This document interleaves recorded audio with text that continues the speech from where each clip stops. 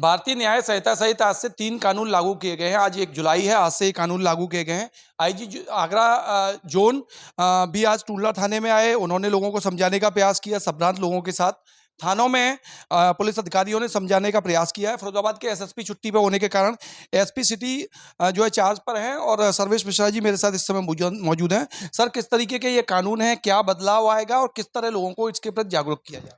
देखिए, जैसा कि आप सभी अवगत हैं कि आज 1 जुलाई से जो 3 नए कानून उनका प्रवर्तन किया गया है। ये तीनों कानून जो हैं, चाहे वो भारतीय न्याय संहिता हो, चाहे वो भारतीय नागरिक सुरक्षा संहिता हो या भारतीय साक्ष्य अधिनियम हो, तीनों में परिवर्तन किए गए, कुछ नई चीज़ें इसमें जोड़े गए हैं, कुछ इसमें से जो प्रावधान थे उसमें से हटाए भी गए हैं।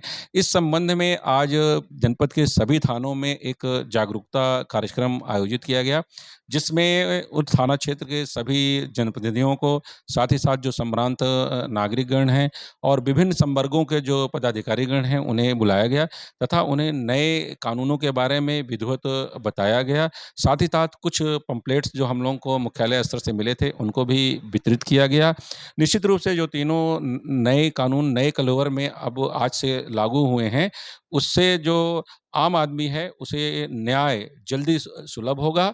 चूँकि ये कानून जो है वो पीड़ित को न्याय दिलाने के इसी अवधारणा पर आधारित है, जबकि इससे पहले के जो कानून थे, वो जो दंड दिलाने की अवधारणा पे आधारित थे।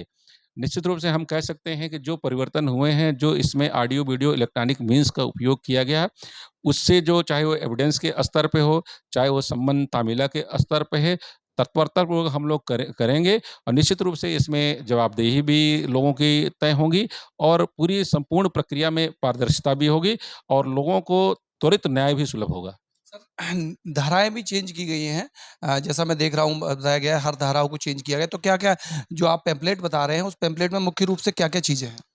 देखिए, जहाँ तक हम धाराओं की बात करें तो देखिए, जैसे चाहे महिला संबंधी अपराध हैं, उसमें जो बालक की परिभाषा दी गई थी, उसमें 18 साल कर दिया गया। उसमें जैसे गैंग रेप में मृत्युदंड की व्यवस्था तक कर दी गई। अब जो 18 साल से कम लोग होंगे, उनके विरुद्ध अगर इस तरह की घटना घटित होगी, तो उसमें मृत्युदंड तक उसे बढ़ा दिया गया है। इसके अलावा संगठित अपराध को भी हमारे क्या कहते हैं भारतीय न्याय संहिता में जोड़ दिया गया है। पहले संगठित अपराधियों के विरुद्ध कार्रवाई के लिए हम लोग गैंगस्टर एक्ट वगैरह में कार्रवाई करते थे, उसे भी आई इस जोड़ दिया गया है इस न्याय संहिता में। इसके अतिरिक्त मॉब लिंचिंग की धारा को भी इसमें जोड़ा गया है, जिसमें किसी जाति, वर्ग, मूल, वंश, धर्म के आधार पर यदि किसी 5 या 5 से अधिक लोगों के द्वारा कोई इस आपराधिक घटना कारित की जाती है, जिसमें किसी की मृत्यु हो जाती है, तो इसमें व्यवस्था दी गई है। इसके अतिरिक्त राजद्रोह की जो धारा थी, उसे इसमें से हटाया गया, उसी जगह पे देशद्रोह कर दिया गया है। अब जो कोई भी देश की एकता, अखंडता, संप्रभुता के साथ में अगर कोई खिलवाड़ करेगा, तो उसके विरुद्ध सख्त से सख्त कानूनी प्रावधान इसमें किए गए हैं। इस तरह से इसमें व्यापक परिवर्तन किए गए हैं।